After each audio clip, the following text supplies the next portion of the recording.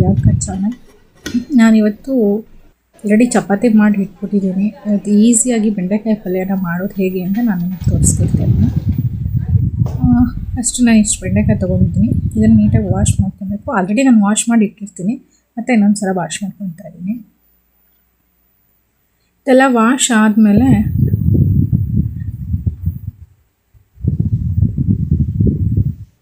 Building construction ನಡೀತಾ ಇದೆ. ನಾನು ವಾಯ್ಸೇ ಕೇಳಿಸ್ತಾ ಇಲ್ಲ, ಅವ್ರ ಸಮೇತ ಕೇಳಿಸ್ತಾ ಇದೆ. ಸೊ ಎಲ್ಲ ವಾಶ್ ಮಾಡ್ಕೊಂಡು ಇಟ್ಕೊಂಡಿದ್ದೀನಿ. ಇವಾಗ ನಾನು 1 by 1 ಕಟ್ ಮಾಡೋಕ್ಕೆ ಸ್ಟಾರ್ಟ್ ಮಾಡ್ತೀನಿ.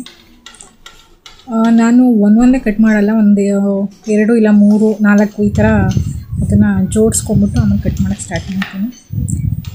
ಇದರಲ್ಲಿ ಬೆಂಡೆಕಾಯಿ ಕಟ್ ಮಾಡೋ ಅಂಥದ್ದು ಸಿಕ್ಕಾಪಟ್ಟೆ ಟಿಪಿಕಲ್ ಅನಿಸುತ್ತೆ. ಕೆಲವೊಂದು ಸಲ ಏನು ಯಾವಾಗಲೂ ಅನಿಸ್ತಾನೆ ಇರುತ್ತೆ ನೋಡಿ. ಈ ಥರ ಕಟ್ ಮಾಡ್ಕೊತೀನಿ. ಒಳಗೆ ಏನಾದರೂ ಇರುತ್ತಾ ಅಂತ ಫಸ್ಟೇ ನಾನು ಒಂದ್ಸಲ ಚೆಕ್ ಮಾಡ್ಕೊಳ್ತೀನಿ. ಆಮೇಲೂ ಕೂಡ ಚೆಕ್ ಮಾಡ್ತಾರೆ, ಏಕೆಂದರೆ ಮಧ್ಯದಲ್ಲೂ ಕೂಡ ಬೆಂಡೆಕಾಯಿ ಹುಳ ಬಂದುಬಿಟ್ಟಿರುತ್ತೆ. ಸೊ ಅದು ಗೊತ್ತೇ ಆಗಲ್ಲ. ಇದೆಲ್ಲ ಕಟ್ಟಿಂಗೆಲ್ಲ ಮುಗಿಸಾದ್ಮೇಲೆ ನಿಮಗೆ ಗೊತ್ತಿರಬೇಕು ಬೆಂಡೆಕಾಯಿನ ಹೇಗೆ ಚೆಕ್ ಮಾಡೋದು ಅಂತ. ನಾನು ಬೆಂಡೆಕಾಯಿ ತೊಟ್ಟನ್ನು ಮುರಿದ್ರೆ ಅದು ಲೆಕ್ಕಂತ ಮುರ್ಕೊಂಡ ತಕ್ಷಣವೇ ಅದು ಏನೋ ಎಳೆ ಬೆಂಡೆಕಾಯಿ ಅಂತ ಅಂದ್ಕೊಂಡ್ಬಿಟ್ಟು. ಸೊ ಇದೆಲ್ಲ ಕಟ್ಟಿಂಗ್ ಎಲ್ಲ ಮುಗೀತು. ನಾನು ಡೈರೆಕ್ಟ್ ಬಾಣಲಿಗೆ ಹಾಕೊತಾ ಇದ್ದೀನಿ.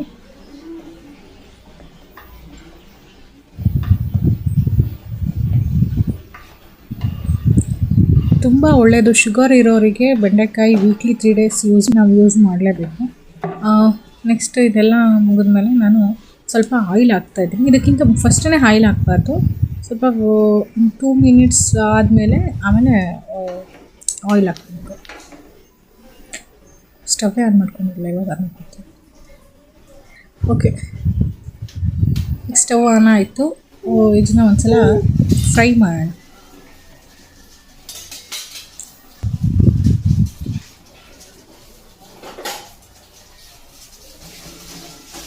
ಈ ಥರ ಫ್ರೈ ಮಾಡ್ಕೊಳ್ತಾ ಇದು ಒಂದು 2 minutes ಫ್ರೈ ಆದಮೇಲೆ ನೀವು ಆಯಿಲ್ ಹಾಕಿ. ನೆಕ್ಸ್ಟು ಇದಕ್ಕೆ ನಾನು ಈರುಳ್ಳಿ ಕಟ್ ಮಾಡ್ಕೊಳ್ತೀನಿ. ಈರುಳ್ಳಿ ಕಟ್ ಮಾಡೋದು ಒಂಥರ ಕಷ್ಟದ. ಕಣ್ಣೆಲ್ಲ ಉರಿಸ್ಕೊಂಡು ಎಲ್ಲ ಕಟ್ ಮಾಡಬೇಕು. ಸೊ ಈರುಳ್ಳಿ ಕಟ್ ಮಾಡುವಾಗ ಒಂದು ಬ್ಲ್ಯಾಕ್ ಕರದೆಲ್ಲ ಇರುತ್ತೆ. ಸೊ ಅದನ್ನೆಲ್ಲ ನೀಟಾಗಿ ರಿಮೂವ್ ಮಾಡಿ ಆಮೇಲೆ ಒಂದ್ಸಲ ವಾಶ್ ಮಾಡ್ಕೊಳ್ಳಿ. ಇದೇನೋ ಥರ ಫಂಗಸ್ ಅಂತ ಹೇಳ್ತಾರೆ. ಬೆಟರ್ ನಾವು ಅದನ್ನು ನೀಟಾಗಿ ಎಲ್ಲ ಹೋದ್ರೂ ಪರವಾಗಿಲ್ಲ, ಒಂದು ಲೇಯರ್ ರಿಮೂವ್ ಮಾಡಿಬಿಟ್ಟು ನೋಡಿ ಈ ಥರ ಕಾಣಿಸ್ತಿದೆ.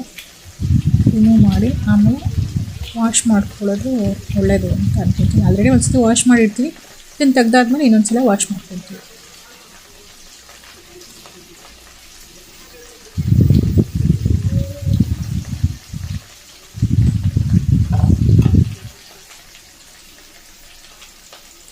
ಬೆಂಡೆಕಾಯಿ ಕಟ್ ಮಾಡಿರೋದು ಅದು ಏನು ಇದೆಲ್ಲ ಅಂಟೆಂಟ್ ಹಂಗೆ ಇದೆ. ಸೊ ನಾನು ಅದೊಂದು ಸಲ ವಾಶ್ ಮಾಡಿಕೊಂಡು ಆಮೇಲೆ ಕಟ್ ಮಾಡ್ತಿದ್ದೀನಿ. ನಿಮಗೆ ಯಾವ ಥರ ಬೇಕೋ ಆ ಥರ ನೀವು ಈರುಳ್ಳಿ ಕಟ್ ಮಾಡ್ಕೊಬೇಕು. ನಾನು ಇದೇ ಈಸಿ ಅಂತೇಳಿ ನಾನು ಈ ಥರನೇ ಕಟ್ ಮಾಡ್ಕೊಳ್ತಾ ಇದ್ದೀನಿ. ನೀವು ಇದು ಬೆಂಡೆಕಾಯಿ ಒಳಗಡೆ ಡೈರೆಕ್ಟ್ ಈರುಳ್ಳಿ ಹಾಕ್ಕೊಬೋದು. This is my style. ಅಂದರೆ ಈಸಿ ಆಗುತ್ತೆ ಅನ್ನೋ ಕಾರಣಕ್ಕೆ ಬೆಂಡೆಕಾಯಿ ಫ್ರೈ ಆಗಬೇಕು, ಆಮೇಲೆ ಅದನ್ನು ಇಟ್ಬಿಟ್ಕೊಬೇಕು, ಆಮೇಲೆ ಆನಿಯನ್ ಹಾಕ್ಕೊಬೇಕು, ಆಮೇಲೆ ಬೆಂಡೆಕಾಯಿ ಹಾಕ್ಕೊಬೇಕು ಅಂತ ಏನಿಲ್ಲ. ನಾನು ಈ ಥರನೇ ಏನು ಬೆಂಡೆಕಾಯಿ ಹಾಕಿದ ತಕ್ಷಣವೇ ಸ್ವಲ್ಪ ಫ್ರೈ ಮಾಡಿ ಆಮೇಲೆ ನಾನು ಡೈರೆಕ್ಟ್ ಈರುಳ್ಳಿ ಹಾಕ್ಬಿಡ್ತೀನಿ. ಫ್ರೈ ಆಗಿರಲ್ಲ. ಎಲ್ರಿಗೂ ಸ್ವಲ್ಪ ಡೌಟ್ ಇರುತ್ತೆ, ಇದು ನಿಮಗೆ ಫ್ರೈ ಆಗುತ್ತೆ ಅಂತ. ನಾನು ಲಾಸ್ಟಲ್ಲಿ ತೋರಿಸ್ತೀನಿ ಅದು ಯಾವ ಥರ ಬಂದಿದೆ ಲಾಸ್ಟಲ್ಲಿ ಅಂಥೇಳಿ. ನೋಡಿ, ನಾನು ಚಿಲ್ಲಿ ಈ ಥರ ಕಟ್ ಮಾಡ್ತಿದ್ದೆ. ಆ್ಯಕ್ಚುಲಿ ಮುಂಚೆ ಈ ಥರ ಏನು ಕಟ್ ಮಾಡ್ತಿರಲಿಲ್ಲ, ಚಾಕುಲೇ ಕಟ್ ಮಾಡ್ತಾಯಿದ್ದೆ. ಬಟ್ ಇವಾಗ ಪಾಪು ಇರೋದ್ರಿಂದ ಅವಳನ್ನು ನಾನು ಎತ್ಕೊಳ್ತಾ ಬೇಕಾಗುತ್ತೆ. ಸೊ ಬೆಟರ್ ಈ ಥರನೇ ಅಂಥೇಳಿ ಸೀಸರ್ ತೊಗೊಂಡು ನಾನು ಅದನ್ನು ಕಟ್ ಮಾಡ್ಕೊಳ್ತಾ ಇದ್ದೀನಿ. ನೋಡಿ, ಅದು ಹಿಂದ್ಗಡೆದೆಲ್ಲ ಬಿಟ್ಟಿದ್ದೀನಿ, ತೊಟ್ಟನ್ನೆಲ್ಲ ಅದನ್ನು ಬಿಟ್ಟು ಕಟ್ ಮಾಡಿ. ಇಲ್ಲಿ ತುಮಕೂರು ಸೈಡ್, ಬೆಂಗಳೂರು ಸೈಡ್ ಈ ಥರ ಚಿಕ್ಕದು ಮೆಣಸಿನ್ಕಾಯಿ ಸಿಗುತ್ತೆ. ಸಿಕ್ಕಾಪಟ್ಟೆ ಖಾರ ಇರುತ್ತೆ. ಸೊ ನೋಡ್ಕೊಂಡು ಹಾಕಬೇಕು, ಜಾಸ್ತಿ ಹಾಕಿದ್ರೆ ಖಾರ ಆಗುತ್ತೆ. ನಾನು ಸ್ವಲ್ಪ ಕಡಿಮೆನೇ ಹಾಕ್ತಿದ್ದೀನಿ. ನೋಡಿ ಟೊಮೆಟೊ ಹಾಕ್ತಾಯಿದ್ದೀನಿ, ಇದು ಆಪ್ಷನಲ್, ಅಂದರೆ ಹಾಕಿದ್ರೆ ಹಾಕ್ಕೊಬೋದು, ಇಲ್ಲಾಂದರೆ ಬೇಡನೇ ಬೇಡ. ನನಗೆ ಇಷ್ಟ ಆಗ್ತದೆ, ನಾನು ಟೊಮೆಟೊ ಹಾಕ್ತಾಯಿದ್ದೀನಿ ಅಷ್ಟೇ. ನೆಕ್ಸ್ಟ್ ಈ ಥರ ಒಂದು ಫ್ರೈ ಮಾಡ್ಕೊಳ್ತಾ ಇದ್ದೀನಿ. ಇದು ಡ್ರೈ ಬೆಂಡೆಕಾಯಿ ಪಲ್ಯ. ಕೆಲವರೆಲ್ಲ ಈ ರಸ ಪಲ್ಯ ಮಾಡ್ತಾರೆ, ಏನು ರುಬ್ಬಿ ಎಲ್ಲ ಹಾಕಿ ಆ ಥರ ಎಲ್ಲ. ಸೊ ಅದರ ಅವಶ್ಯಕತೆ ಇಲ್ಲ. ನೋಡಿ ಇದು ಇನ್ನೂ ಫ್ರೈ ಆಗಿಲ್ಲ, ಇನ್ನೂ ಹಸಿ ಥರನೇ ಇದೆ ನೋಡಿ. ಈ ಥರ ಏನು ಕಂಟೆಂಟೆಲ್ಲ ಹಾಗೆ ಇದೆ, ಚೆನ್ನಾಗಿ ಫ್ರೈ ಆಗಬೇಕು. ಸೊ ಫ್ರೈ ಆಗೋಕ್ಕಿಂತ ಮುಂಚೆ ನಾನು ಸ್ವಲ್ಪ ಪಾತ್ರೆಗಳು ಸಿಂಕಲ್ಲಿ ಹಾಗೆ ಇದೆ, ಅದನ್ನೊಂದೆರಡು ವಾಶ್ ಮಾಡ್ಕೊಳ್ಳೋಣ ಅಂತ ವಾಶ್ ಮಾಡ್ತಾಯಿದ್ದೀನಿ. ಆ ಬಾಡಿಗೆ ಮನೆಗಳಲ್ಲಿ ನಿಮಗೆ ಗೊತ್ತಿರುತ್ತೆ, ಸಿಂಕ್ ತುಂಬ ಚಿಕ್ಕದಾಗಿರುತ್ತೆ, ಸ್ವಲ್ಪ ಪಾತ್ರೆಗಳಿದ್ದಂಗೆ ಎಲ್ಲ ವಾಶ್ ಮಾಡಿಕೊಂಡ್ರೆ ನಮಗೆ ಒಳ್ಳೆಯದು. ಸೊ ಪಾತ್ರೆಗಳನ್ನೆಲ್ಲ ತೊಳ್ಕೊಳ್ತಾ ಇದ್ದೀನಿ, ಏಕೆಂದರೆ ಟೈಮ್ ಇದೆಯಲ್ಲ, ಮಲ್ಟಿ ಟಾಸ್ಕ್ ಮಾಡಲೇಬೇಕಾಗುತ್ತೆ ಈ ಎಲ್ಲ.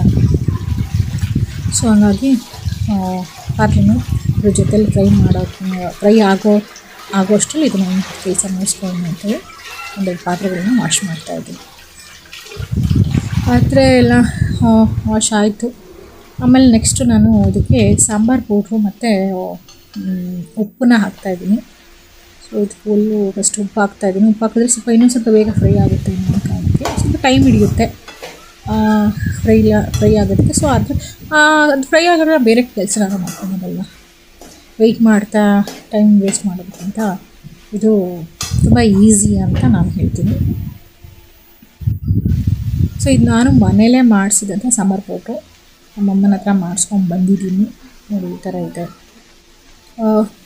ಇದನ್ನು ನೀವು ಬೇಕಾದರೆ ಸಾಂಬಾರು ಪುಡಿನೇ ಹಾಕಬೇಕು ಅಂತ ಏನಿಲ್ಲ, ಬೇಕಾದರೆ ಈ ಮ್ಯಾಗಿ ಮಸಾಲ ಬರುತ್ತೆ, ಅದು ಚೆನ್ನಾಗಿರುತ್ತೆ, ಅದನ್ನು ಕೂಡ ನೀವು ಬೇಕಾದರೆ ಯೂಸ್ ಮಾಡ್ಕೊಬೋದು. ನಾನು ಬೇಡ ಅಂಥೇಳಿ ಮನೇಲೇ ಮಾಡಿರೋಂಥ ಸಾಂಬಾರು ಪೌಡ್ರನ್ನ ಅದಕ್ಕೆ ಹಾಕಿ ಫ್ರೈ ಮಾಡ್ತಾಯಿದ್ದೀನಿ.